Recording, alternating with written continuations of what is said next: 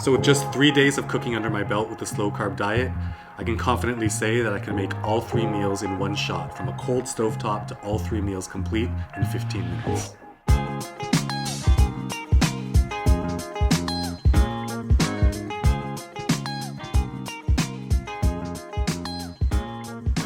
Welcome to Get It Together, and if you're new here, this channel is just me trying to figure out how to get my life together and sharing the tips and lessons I learned along the way. And as you may have gathered from the intro, this episode is essentially a cooking show. It's kind of my recipes and my process that I developed in order for me to be able to make my slow carb diet meals in one shot in as little time as possible. What you're about to see is me cooking on day one, and spoiler alert, I made it just in the nick of time of 20 minutes. So as you guys know, my goal is to be able to cook all 3 meals in one shot in 15 to 20 minutes tops. And I'd rather get it all cooked in one shot since I need to prepare my lunch to take to work anyways. And so why not just get dinner ready so it's ready to heat up when I get home. By the way, if you haven't seen my meal planning video yet, I'm going to link it in an info card right up here for a little bit.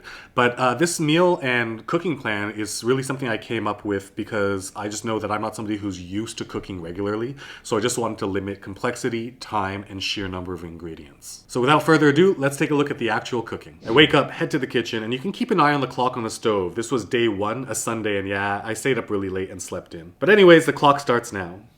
I get my pan on the cooktop and turn it just past medium heat, like a 6 out of 10.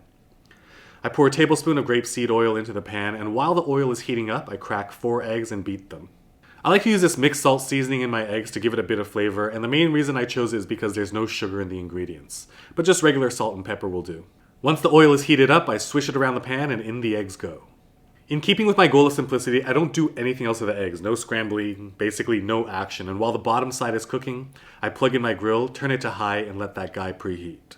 As the grill is preheating, I do a few things. Get my marinated meat from the fridge, get my coffee going, crack open my can of black beans, and drain as much of the liquid out of it as I can. By the time all that's done, I flip my egg over and take a few seconds to get a few sprinkles of cinnamon into my coffee. As you just saw, just as I finished with the cinnamon, the green preheat complete light on the grill lit up, so in goes the meat. Out come the eggs, and I don't wash the pan, I just add about half a tablespoon of oil, and then in goes half a box of spinach. If you haven't seen the meal planning video, be sure to do so because that's where I explain why I'm doing half a box of spinach every day. As the spinach starts to sizzle, I grabbed a bit of soy, which I initially bought because it did not have any sugar in the ingredients, and my pepper mill, and crank a bit of pepper in there. I'm not gonna lie, I didn't really like the way it tasted after, so I'm not gonna be using soy sauce in my spinach anymore, but definitely that black pepper for sure. I cover the spinach for less than a minute to let that condensation heat further shrink the spinach, and then out it comes. A quick rinse of the pan, another half tablespoon of oil, and in go the beans. As the beans are getting heated up, I grab my Tostitos salsa, again chosen because it was available at Costco and mainly because there's no sugar in the ingredients. I spoon in 3 tablespoons and let it sit, and then quickly check on the chicken. A few dashes of hot sauce that, as you may have guessed by now, was chosen because it doesn't have any sugar in the ingredients. Give it all a quick mix and cover it up. In the 30 seconds while the beans, salsa, and hot sauce are covered, out comes the meat. Once that's taken care of, the beans come out, and would you look at that, just in the nick of time, 20 minutes from start to finish on my first day. Just a few points to round things out, things that I learned in the past few days. What you guys just saw was me cooking on day 1, and I'm filming this on day 3 now.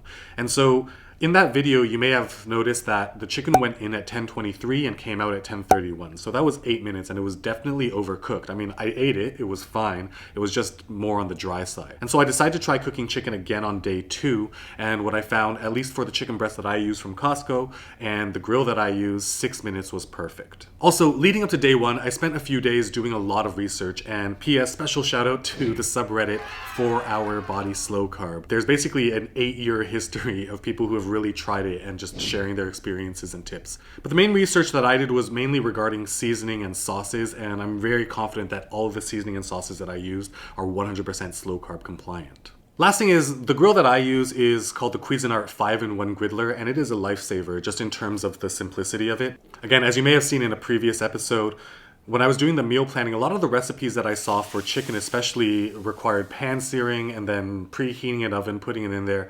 For me, this grill is a complete lifesaver because I just take it out of the marinade, drop it in, close it shut, and it cooks faster because it's cooking from both sides. The thing that I love most about it actually is the ease of cleanup. The actual grill plates themselves pop right out, and it's just super easy to clean. If you're interested in researching it or checking it out, there's links for it in the description below. I think everyone needs kind of like those small wins to help their journeys along, and for me personally, cooking consistently is something that I always shied away from. I always lied to myself saying things like, you know, the time savings of hopping into a car and just going through a drive-thru was definitely saving time. And that's just a gigantic fallacy. I made all 3 meals on day 1 in less time than it would have taken me to put my shoes on, get in the car, go to a drive-thru, place my order, pick it up, drive home, eat it. And on day 2, I was able to cook, including the chicken, in 16 minutes, and with the salmon, I was in at 14 minutes. So for me, that alone, the fact that I'm able to make healthier eating decisions, cooking myself in less time than it would take for me to go through a drive-thru, regardless of the weight loss and fat loss metrics,